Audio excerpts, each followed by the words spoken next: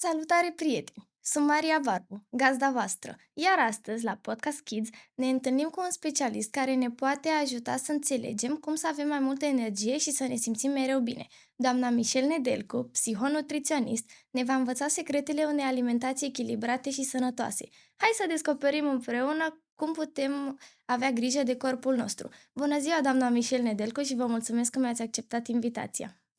Bună, Maria, bine te-am găsit. Abia aștept să văd ce întrebări mi-ai pregătit. În acest caz, haideți să începem. De ce este important să avem un plan regulat de mese și ce efect are asupra stării noastre? Cred că rutina reprezintă un factor esențial pentru fiecare dintre noi, pentru a ne adapta mult mai bine circumstanțelor. De exemplu, rutina ta la școală cum se desfășoară?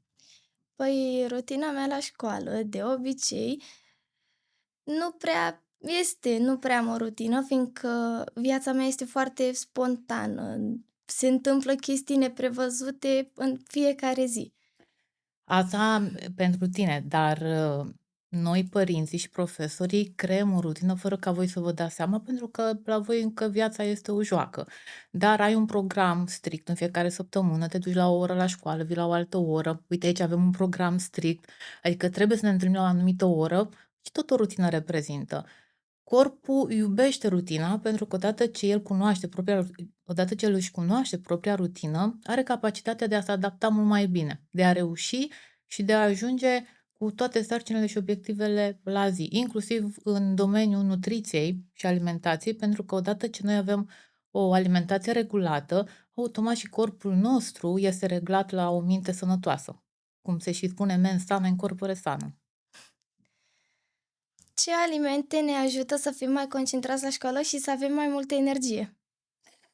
Dacă ar fi atât de simplu, am fi cu toții niște genii, însă cred că totul pleacă de la capacitatea noastră de a corela corect lucrurile din viețile noastre și cred că nu privim în direcția care trebuie, deoarece alimentele ne furnizează în principal energie, dar și aici valorile sunt cumva eronate, pentru că majoritatea nutriționiștilor se bazează foarte mult pe carbohidrați, aproximativ 55%, deși noi avem nevoie de mai multă grăsime și pentru creier, bineînțeles, și atunci raportul ar trebui modificat și nu ar trebui să mai fugim atât de mult de grăsime și să o demonizăm. În definitiv, nu există grăsime bună sau rea.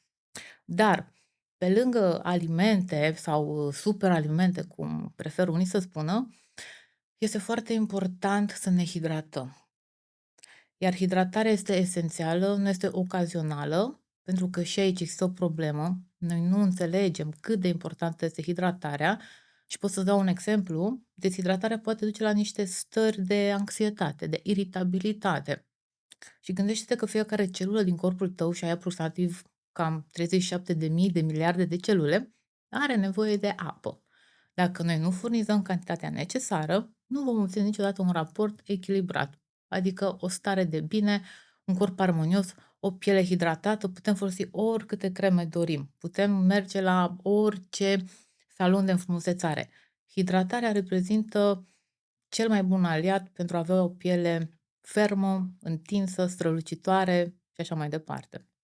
Mi se pare fascinant cum apa, o normalitate anormală, ca să spun așa, are un așa impact asupra noastră. Cum putem înlocui gustările nesănătoase cu alternative mai bune, dar la fel de gustoase? Din nou, povestea aceasta cu gustările, din punct de vedere, sunt niște mituri.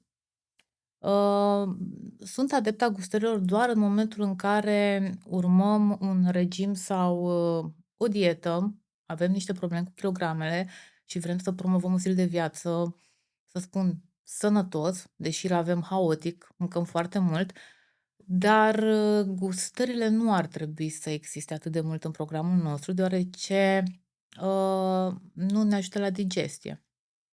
Nu vreau să complic lucrurile, să nu mai înțelegi nimic, dar nu sunt esențiale. Adică eu nu mă aș duce în direcția de gustări bune și gustări rele, ci mă aș duce în supraalimentare. Gustările duc spre supraalimentare, adică să mâncăm mai mult decât este necesar.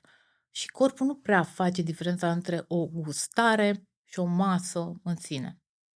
Sunt de părere că aceste sfaturi pe care tocmai mi le-ați dat sunt foarte utile și cu siguranță o să le urmez cu drag. Din câte știu, v-ați duelat, ca să spun așa, cu soțul dumneavoastră în bucătărie într-o emisiune culinară. M-am bucurat foarte mult când am văzut că ați câștigat toate cele 3 cuțite, iar de atunci vă urmăresc pe rețelele de socializare și îmi place foarte mult de dumneavoastră.